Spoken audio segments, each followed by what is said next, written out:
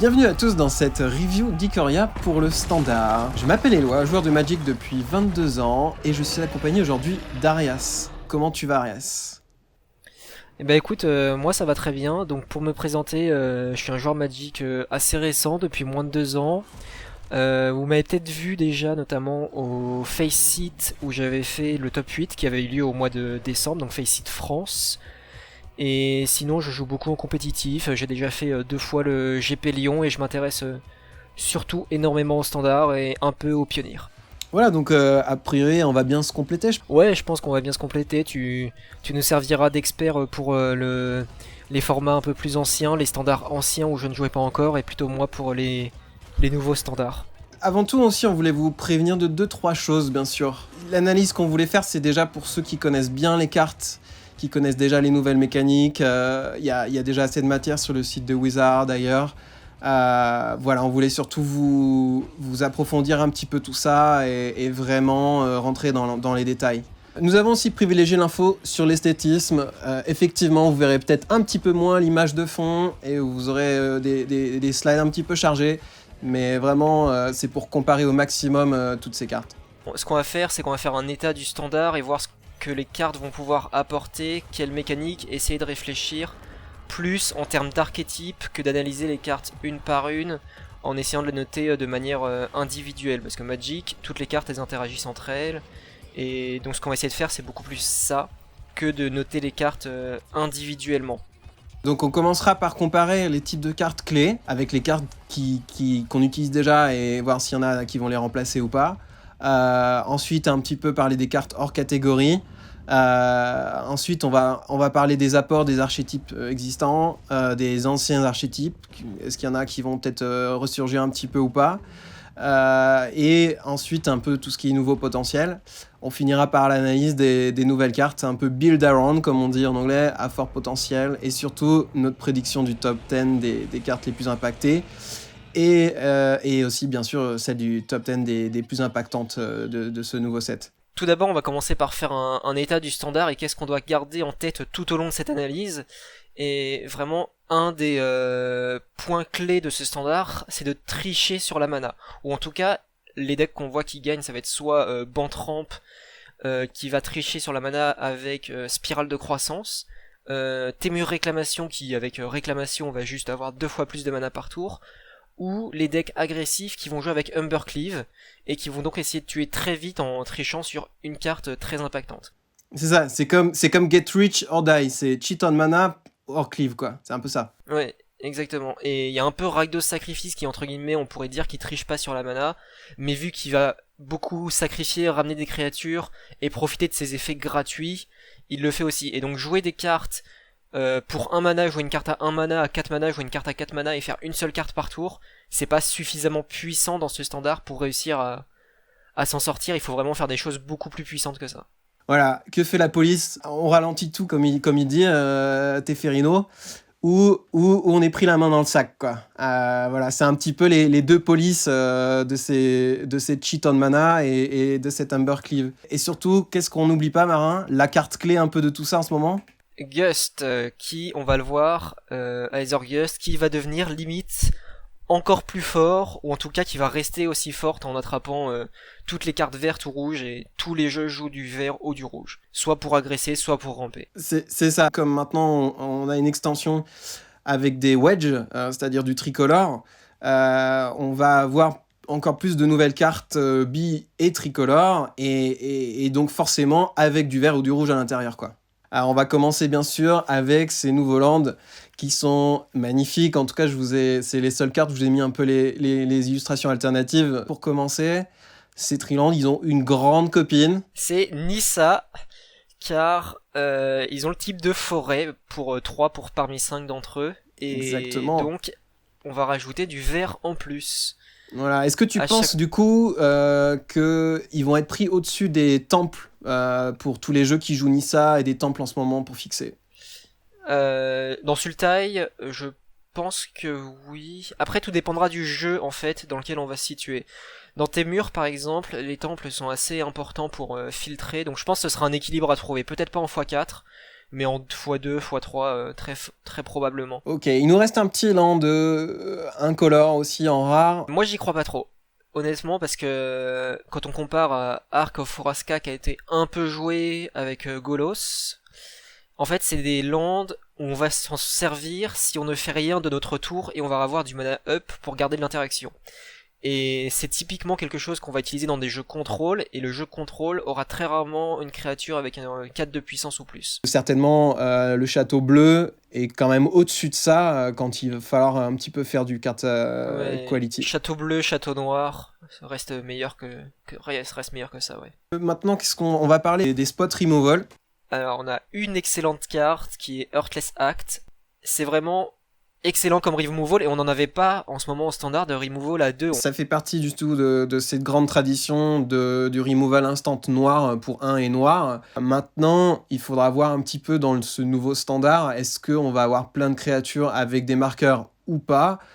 Même si elle n'est pas jouée directement dans ce standard, si ça manque de cible, elle a 1 an et demi pour être jouée, et elle sera forcément jouée, je pense. À préciser que ça tue aussi un land élémental de Nissa, puisque ça lui enlève ses 3 marqueurs, si je dis pas de bêtises. Ce qu'on peut pas vraiment faire en ce moment, il y a quoi? Il y a Tyrant Scorn en Dimir, mais Dimir c'est pas vraiment joué. Ou Esper. Mais le fait que ce soit mono noir, ça permet vraiment d'être inclus dans plus de decks qu'une carte qui coûte bleu noir. On enchaîne avec alors les fameux mythos, tous illustrés magnifiquement par Seb McKinnon. Ouais. On commence par le noir. Alors, le noir, effectivement, ça coûte 1 de plus qu'Assassin's Trophy. On se rend compte qu'il a sa pleine puissance dans les decks Abzan. Pour l'instant, c'est peut-être un peu son point faible, c'est qu'il n'y a pas vraiment d'archétype Abzan tier 1 ou 2 en standard en ce moment. Unleash and Making qui était un peu, on va dire, dans l'ancien standard, un peu l'équivalent. L'avantage, c'est qu'elle exilait. On perdait 3. Ça exile, c'est voilà, fort, ça coûte que 2 couleurs, pas 3 couleurs. Ouais, le vrai problème de Mythos, c'est les 3 couleurs, et c'est vraiment 3 couleurs qui ont du mal à vivre ensemble, je trouve.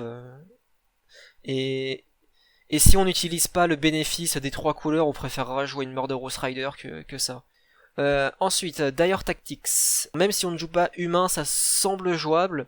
Cependant, perdre les points de vie, ça peut être un peu dérangeant.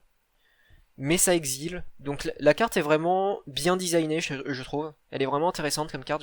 C'est difficile d'estimer si elle sera forte ou pas. S'il y a un Orzhov humain, elle sera jouée forcément. S'il y a un deck contrôle Esper qui n'a pas d'humain, c'est toujours compliqué de perdre autant de points de vie possiblement. Après sur un Anax, on va perdre quoi, 3 points de vie, c'est pas non plus énorme, c'est beaucoup moins que ce que le Anax pourra nous infliger plus tard. Donc non, c'est une bonne carte bien designée. Bah en fait sur un Anax, c'est un Unleashed Unmaking pour un mana en moins. Exactement. Et d'ailleurs, Arias, quel est le deck Esper contrôle en ce moment qui est joué? Esper 4 couleurs Bolas. Et la seule créature du deck, c'est Atrice. Et Atrice, c'est un humain. C'est vrai que Atrice qui est humaine, c'est pas mal. Après, peut-être qu'on va revoir un Esper héros, mais le problème de Hero of Precinct 1, c'est que ça se prend Stomp de Bone Crusher Giant, et tu fais du 0 pour 1 parce que ton adversaire a utilisé juste une aventure pour toi te détruire une créature qui est vraiment centrale dans ton plan de jeu, et donc c'est compliqué.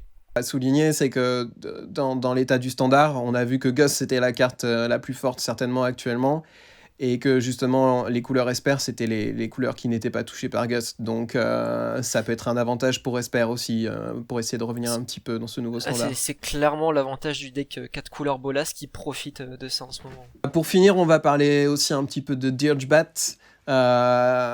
Ce n'est pas un instant, mais une créature avec flash. Imaginons, vous la lancez fin de tour T4 avec le flash. Tout de suite, jouer dessus une autre créature avec un coup de mutate pas cher.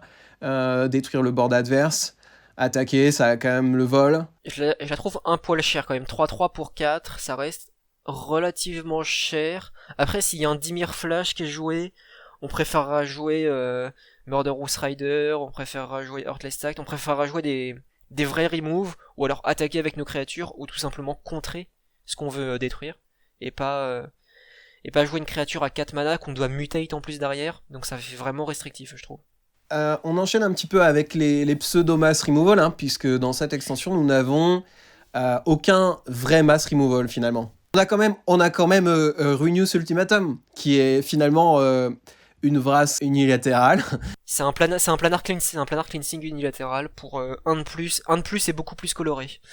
On n'a pas de Vras, contrairement à Theros où il y a eu 2 Vras édités. Je pense qu'on en a assez dans le standard là des effets de Vras pour détruire toutes les créatures. On est d'accord que cette carte, elle va très difficilement être jouée de manière fair, comme on dit, notamment parce que Mardu, c'est pas tellement un deck ramp. Moi, je la vois surtout avec Fire, je sais pas si t'es d'accord avec moi.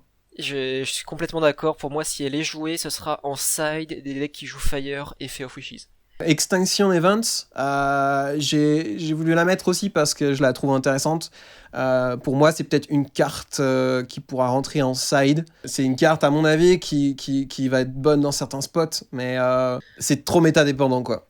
C'est trop méta-dépendant et en plus c'est même pas unilatéral. Donc c'est-à-dire que vous aussi, si vous avez des créatures impaires ou paires de l'autre côté, vous les exilez. Mythos of Snapdax. Le problème, c'est qu'encore une fois, on parlait d'Abzan tout à l'heure avec le Mythos noir. Là, on est aussi sur un Mythos qui va être fort si on joue Mardu. Et Mardu, pour l'instant, il n'y a pas d'archétype. Ça viendra peut-être. Moi, le problème que j'ai aussi avec cette carte, c'est qu'autant à l'époque, Tragic Arrogance, c'était quand même une carte clé du standard. Aujourd'hui, on n'est pas du tout dans le même standard. Ce qu'on expliquait, c'est qu'on a des decks qui se basent sur un enchantement fort ou un Planeswalker, que ça soit Nissa, Réclamation ou Fire, par exemple. Et qu'à ce moment-là, s'ils ont que un enchantement, ça va rien faire. Enfin, on est beaucoup moins dans un méta spread avec des boards plein de créas.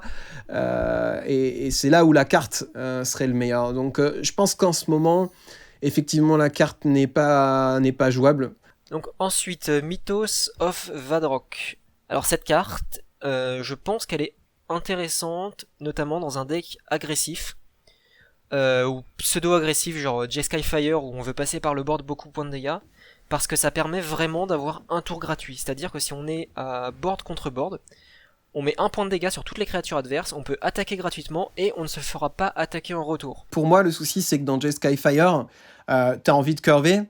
Si tu joues Fire T4, ton deuxième sort, tu joues ça, tu vas pas payer ton blanc et ton bleu. Donc, du coup, tu vas vraiment que infliger 5 comme tu veux, en fait. Donc, ça va être bon qu'à partir du T5, au moment où tu as déjà ton Fire sur le board. Mais ça reste intéressant comme carte. En fait, les mythos sont très dépendants si la tricolorité est jouée et si ça rentre dans l'archétype de la tricolorité. Mais sinon, les cartes sont bonnes. Qu'est-ce qu'on a de nouveau dans nos éléments ramp pour le standard ? Spirale de croissance. Ah non, c'est pas nouveau. Migration Pass, qui est intéressant, mais on va chercher que des basiques. Donc faudrait vraiment un deck land, ou qui est intéressé par le fait de faire des land drops comme Circuitous Route a été joué à l'époque de Field of the Dead. Sinon, Migratory Greathorn, c'est trop cher. Oui, on a Beanstalk Giant en ce moment qui certainement est plus polyvalent et plus intéressant. Il faudrait vraiment avoir un build full mutate, je pense. Là où c'est fort, c'est genre Gilded Goose tour 1 et tu mutates sur ta Gilded Goose tour 2. Tu peux faire ce Grazer aussi, effectivement. Sur Arboreal Grazer, c'est assez fort, effectivement, parce qu'il peut attaquer en plus, par contre. Voilà, donc, il faut juste se dire, par exemple, que le land arrive tap comparé à Beanstalk Giant où le land arrive des taps. Avec le géant, si on a Lucky Clover, ça nous permet de doubler l'effet. Migratory Greathorn, pas trop. Voilà, il y a quand même quelques... Après, il faut pas oublier que c'est un body 3-4, donc sur une Goose ou sur un Grazer, ça te permet quand même d'avoir un bon petit bloqueur avec le vol ou avec Reach, c'est pas non plus dégueu. Humble naturaliste qui est un bon mana d'orc comme Elysian Caryatid, Lifkin Druid ou Paradise Druid. Les 3 d'endurance sont intéressants pour bien bloquer comme le fait Lifkin Druid. Et là cependant ça ajoute n'importe quelle couleur, donc ça fixe la mana. On aurait restreint quand même pour caster que des spells de créatures par contre. Évidemment. Mais ça reste un bon mana d'orc, je pense. Pour l'instant on va privilégier Paradise Druid. Et on voit qu'ils n'ont pas réimprimé de mana d'orc à 1 mana pour le moment. Ensuite on a Kinan, qui est pas vraiment un mana d'orc. mais qui va un peu dans cette stratégie. Est-ce que en ce moment, on a plutôt on rampe avec du mana d'orc et donc on peut utiliser son effet statique de manière optimum, ou est-ce que on va plutôt utiliser du spell pour ramper et chercher des landes en fait? C'est ça la question, non, en ce moment? J'ai l'impression qu'on va chercher beaucoup de land quand même plus qu'on utilise de mana d'orc. Les seuls mana d'orc utilisés, c'est Leafkin Druid dans Simic Ramp. Même Paradise Druid, elle est pas vraiment jouée. Cette carte, elle va être puissante pas par sa capacité statique, mais sa capacité activée, qui est en fait plutôt un mana sink qu'une help pour les mana d'orc. Dans les decks en ce moment qui ont beaucoup de mana à dépenser, Simic Ramp, est-ce que dans les 5 cartes du dessus de ta bibliothèque, tu vas avoir une bonne probabilité de toucher des créatures non humains? Voilà, c'est ça la question qu'il faut se poser. Bonne proba de toucher un élémentaire quand même. Tu touches un Cavalier of Thorns, un Risen Reef, ça peut être pas mal effectivement quand même. 7 c'est beaucoup. Voilà, 7 c'est quand même beaucoup. Parcel Beast, le coût de 1 est assez élevé quand même. Pour faire ce genre d'effet, je sais pas si t'as envie de payer 1 à un quelconque moment pour ça. Je la comparais de manière un peu bizarre à Vanillifar, ça a le même coût en mana et ça a le même body. Et Vanillifar, le problème qu'on a vu, pour ceux qui l'ont essayé, c'est qu'on n'arrive pas à la faire survivre un tour pour réussir à l'engager. Après lui, il a l'avantage de mettre dans la main, donc il fait une pseudo-pioche quand même. Donc c'est comme Horizon Reef en réalité, c'est soit tu mets le terrain sur le champ de bataille, soit tu pioches. Et c'est un élémentaire, donc pourquoi pas, effectivement. Pour résumer du coup tout ça, est-ce qu'on a quelqu'un qui détrône Grosse Spirale ou pas? Non, Grosse Spirale reste le meilleur ramp à mon avis. Tout ce qui est effet de explore, piocher puis mettre une carte en instant speed, ça reste meilleur que des créatures qui vont avoir le mal d'invoque. Migration Pass va chercher que des basiques. Ensuite on passe à tout ce qui va être destruction d'artefacts et d'enchantements avec Wilt qui est extrêmement intéressant car c'est un Return to Nature sans le côté exiler la créature ciblée, mais on peut la cycler et c'est très intéressant car si on a vu des Return to Nature ou des disenchantes en side, c'était pour enlever des artefacts ou des enchantements et très très très rarement exilés. Un Uro de temps en temps, mais c'est pas pour ça qu'on va rentrer le Return to Nature. Si notre adversaire qui joue Temur Aventure nous fait une sortie avec Innkeeper et Pat Clover, on va être content de pouvoir cycler Wilt. Et non, je pense que c'est un bon remplaçant à Return to Nature, Wilt, pour le coup. Rien que par cet aspect cycling. Ouais, je suis d'accord avec toi. Cycling 2, je pense, c'est au-dessus de Exile Target Card from Graveyard. Donc, on va remplacer nos Return to Nature par des Wilts, ça c'est sûr. Barrier Breach, on préférerait avoir un Wilt par rapport à ça, je pense. On va avoir une carte dans notre side qui va cibler les jeux à enchantement et les jeux à artefact. Là, Barrier Breach, il va pas pouvoir cibler les jeux à artefact. Donc ça fait qu'on a une carte de side encore plus restreinte. Et donc je pense pas qu'on veuille remplacer un Return to Nature par ça. Et alors, Shredded Sails, au-dessus d'Umberet ou en dessous? Ah, je la mettrais au-dessus. Je sais pas si j'estime trop haut le cycling ou pas, mais j'ai l'impression que c'est au-dessus de par le côté instant speed. Ouais, moi je parierais plutôt sur Umberet au-dessus, parce que la partie aventure coûte quand même un de moins. Dans le méta actuel, en fait, les dangers numéro 1, c'est Oven et Clover. Et on n'a pas envie de dépenser un mana de plus, ou en tout cas 2 pour détruire ces cibles-là. Light of Hope et Disenchant. Je place Disenchant au-dessus parce qu'on peut cibler un artefact. Pour l'instant, on joue même pas Disenchant. Et je mettrais quand même Disenchant au-dessus si on devait jouer. On va parler des cartes de contrôle. On commence un petit peu par la carte clé, c'est le contre-sort tout target à 3. La Neutralize, je dirais au-dessus de Sinister Sabotage. Piocher 1, peut-être, voilà, bon, Surveille 1 c'est intéressant, mais Neutralize quand même, Cycling 2. Par contre, au-dessus de Absorb, alors là, forcément, si on joue pas blanc, la question se pose pas. Maintenant, dans les decks où on joue bleu et blanc, qu'est-ce que tu en penserais? Alors, si on joue uniquement bicolore, je pense avoir Absorb au-dessus. Cependant, à partir du moment où on va jouer tricolore, je pense que Neutralize redevient au-dessus pour éviter tout ce qui est problème de mana. Absorb est quand même vachement intéressant contre les decks aggro type mono red. Le gain de 3 points de vie, il fait souvent beaucoup de bien.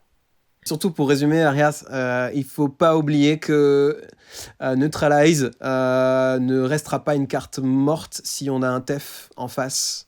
Oui, ça c'est le gros avantage de la carte. Voilà, on pourra la cycler pour trouver un removal pour neutraliser ce Teferi. Ensuite, on a Boon of the Wish Giver qui pioche 4 cartes et pour 1 on peut le cycler. Et alors il y a PVDR qui a dit que cette carte était possiblement ce qui manquait à blanc-bleu pour le rendre un excellent deck.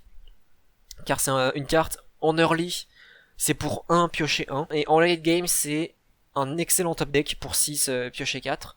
Alors s'il n'y avait pas le cycling, ce serait même pas une question, on ne jouerait pas cette carte. Cependant avec le cycling, c'est une carte qui est bonne tout le temps en fait. Moi je pense que c'est effectivement une carte qui va être jouée grâce, encore une fois, à bébé Teferi. Puisqu'on va pouvoir faire le plus de bébé Teferi fin de tour adverse si jamais on a la possibilité payer 6 et piocher 4. À l'époque, on avait Sphinx Révélation qui permettait de faire la même chose, mais qui du coup coûtait 1 de plus, qui était instant. Ouais. Ben là, BBTF nous permet de le mettre en instant, et c'est grâce à BBTF que la carte sera jouable. Mais je pense que s'il n'y avait pas Teferi dans le standard actuellement, cette carte serait pas jouable. Essence Scatter, l'artwork est magnifique, Sam McKinnon. Et contrer le sort de créature ciblée, on connaît pour 2. Si ce sera joué, je pense. S'il y a un jeu avec des contres. On n'avait pas de contre-sort à 2 mana, on avait Quench, mais c'est tout. Et on avait Negate pour les sorts non créatures, mais on n'avait pas d'essence scatter, ça va aider contrôle et j'ai pas grand chose de plus à en dire. Après, ce sera toute une question de combien de contres est-ce qu'on veut et dans quelle proportion et quel contre on veut. Mais si jamais il y a un jeu blanc-bleu contrôle, ce sera joué dedans. Exactement. Et moi, je voulais finir par une petite carte qui paye pas trop de mine, Memory Leak, une saisie qui coûte 3, donc c'est sûr que ça vend pas du rêve, mais elle a quand même 2 petits avantages. Elle exile la carte, un petit peu comme Remorse en ce moment, et on peut la recycler pour 1. Voilà, donc je sais que souvent les problèmes des sorts de discard, c'est que c'est des cartes qui peuvent être des cartes mortes en late game, puisque on est en mode top deck. Une carte qui a un coût de recycle de 1, c'est pas anodin non plus pour des decks contrôle. J'ai un peu de mal à y croire, moi, parce que les sorts de discard, tu veux souvent les jouer en early. Et tour 3, je suis pas sûr que t'as envie de discard, donc même si tu l'as en early, ça me paraît tard, 3 mana. On va parler de la catégorie tutor. On n'a peut-être pas grand chose, mais on a le mythos vert. Ça m'a pas l'air mauvais dans un Sultai en side en fait. Car tu pourrais par exemple aller chercher ton Uro ou ton Polychronos, tu le mets dans ton cimetière, et tu ramènes une Nissa et autre chose en fait, et tu laisses ce que t'as mis dans le cimetière. Et tu profites du cimetière en Sultai. Et donc je la comparais pas vraiment à Once and Future, à Mastermind Acquisition ou à Fate of Witches. Mais je pense que c'est quand même une carte pour certains decks combo. Par exemple, on verra un petit peu plus loin Colossification avec Storm Herald. Alors, Cub Warden, donc pour 4 mana, une 3-5 lifelink, à chaque fois qu'il y a mutate, on crée 2-1-1 lifelink. Je l'aurais comparé aussi à Archonte, la 3-4 de Teros qui fait des 2-2 lifelink vol à chaque fois qu'on a un enchantement qui arrive sur le champ de bataille, de notre côté. Et je la trouve relativement inférieure à Archonte parce que on va plus souvent synergiser. Disons que d'apparence, c'est une carte de contrôle, et contrôle va très peu bénéficier du mutate.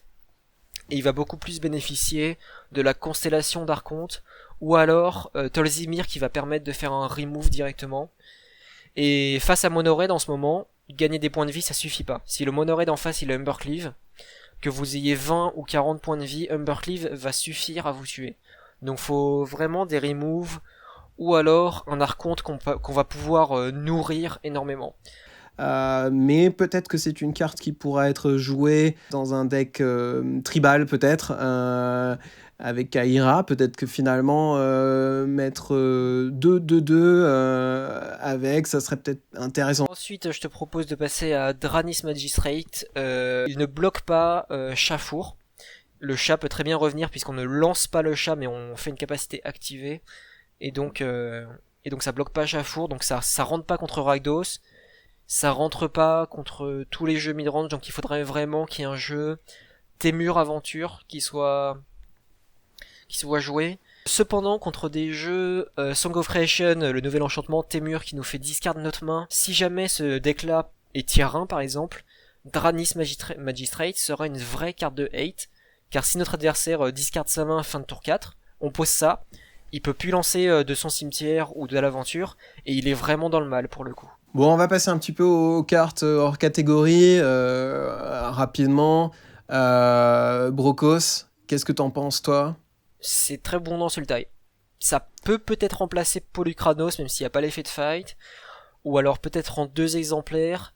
C'est une créature qui revient du cimetière à l'infini, qu'on peut mettre sur Grazer, sur nos Krasis, sur nos landes de Nissa. Tu mutates un land de Nissa, t'as une 9-9 Ace Trample quand même, hein. Parfois, le problème de jouer par exemple Arboral Grazer, c'est que si tu le top deck en late game, bah il sert à rien. Là, on pourra mutate Brokos dessus, et donc avoir une 6-6 Trample Reach, ce qui transforme en fait toute créature qui vient de notre tout top deck créature en 6-6. On peut dire, sans prendre trop de risques, que c'est une carte qui rentrera dans le futur Sultai ramp en one-off ou tout. Ouais, Quoi. pour avoir une carte qui revient tout le temps du cimetière.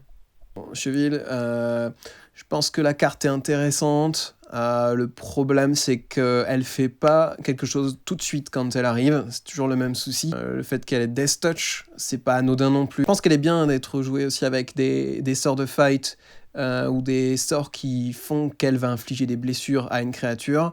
Parce que le fait qu'elle ait Death Touch, ça va automatiquement tuer la bête, et donc si cette bête a un counter bounty dessus, de faire son effet pioche et gain life. Voilà, c'est une carte intéressante, mais le fait qu'elle soit légendaire déjà aussi, ça limite un petit peu son utilisation, je pense. Donc c'est relativement lent peut-être face à Monored qui galérerait à tuer une 1-3. Pour l'instant, Monored galère à tuer des 3 d'endurance, un peu, si on bloque pas avec. Donc, si elle survit, elle est excellente, mais faut la faire survivre, en gros.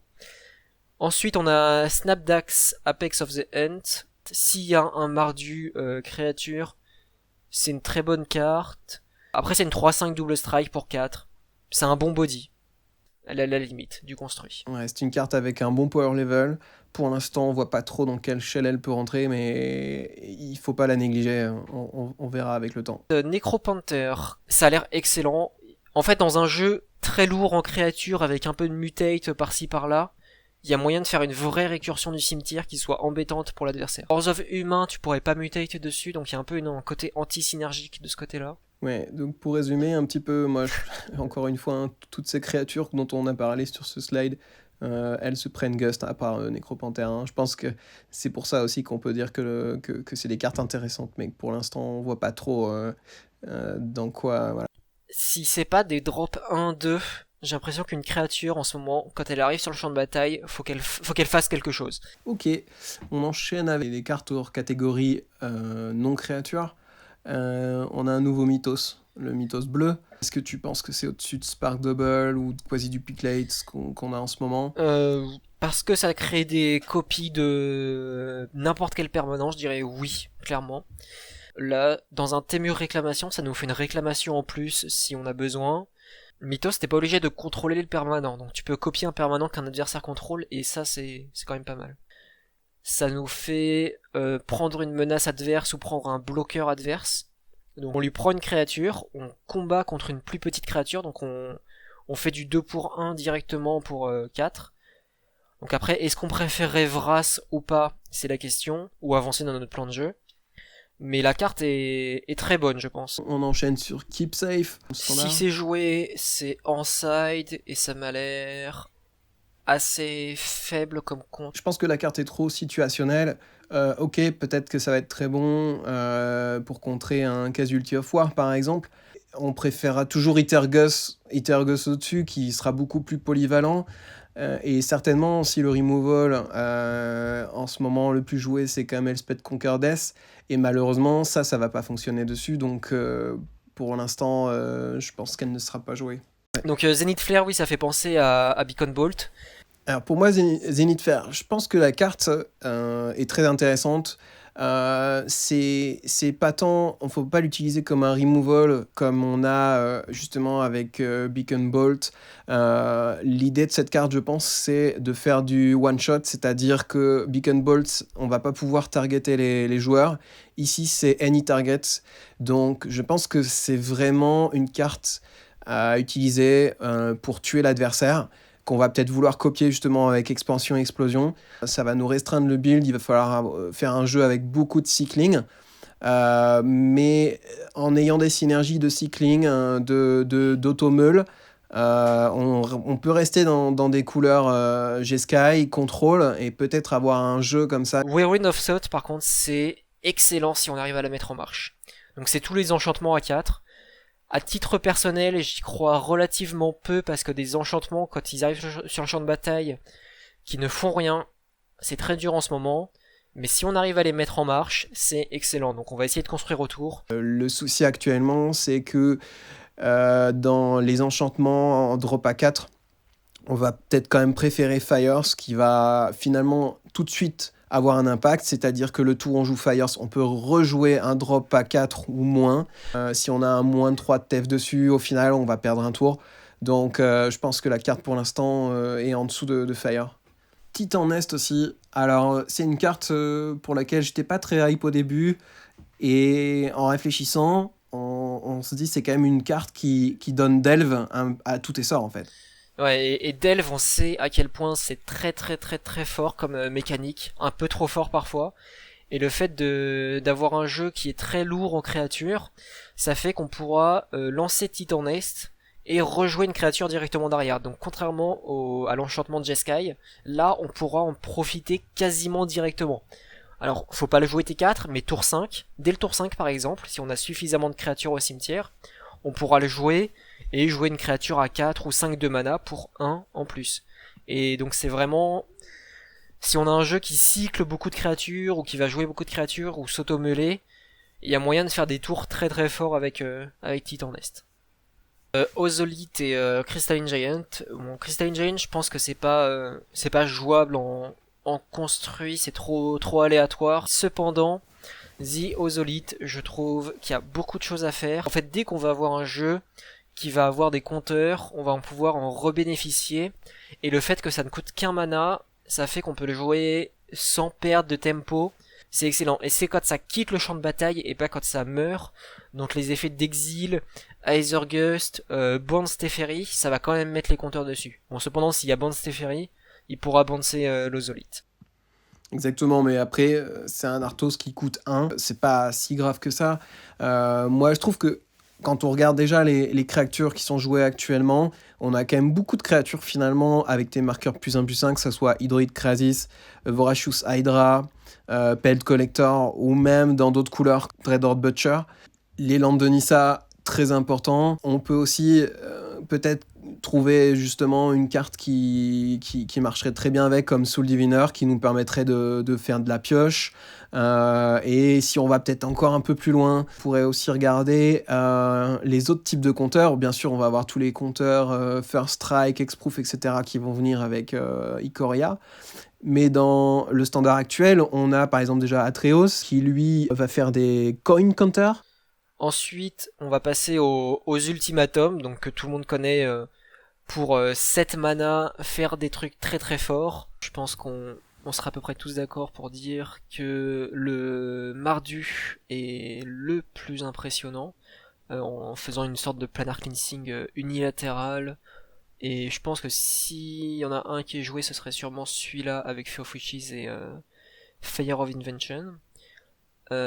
Pour le Témur, le problème étant qu'il faut jouer énormément déjà de permanents et peu de sorts non permanents pour qu'il soit rentable, et de plus si on joue un deck qui doit atteindre ce sort-là, on va avoir quoi 27 landes, et donc on va avoir 2 chances sur 3, 3 chances sur 5 de toucher de landes. Donc, pour 7, tu vas mettre 2 landes, 3 landes sur le champ de bataille, un sort non créature, et un sort non permanent sûrement, et un permanent, donc c'est pas super. Ouais, Labzan c'est intéressant parce qu'on peut le comparer avec une carte qui est jouée de temps en temps en standard en ce moment, qui est Command the Dreadhorde, et ça coûte un de mana de plus, on touche que ce qui est dans son cimetière et pas dans les 2 cimetières.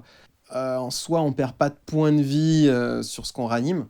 Dans un deck, on peut vraiment ramener tout ce qu'on a perdu dans la partie. Je pense que ça plie la game.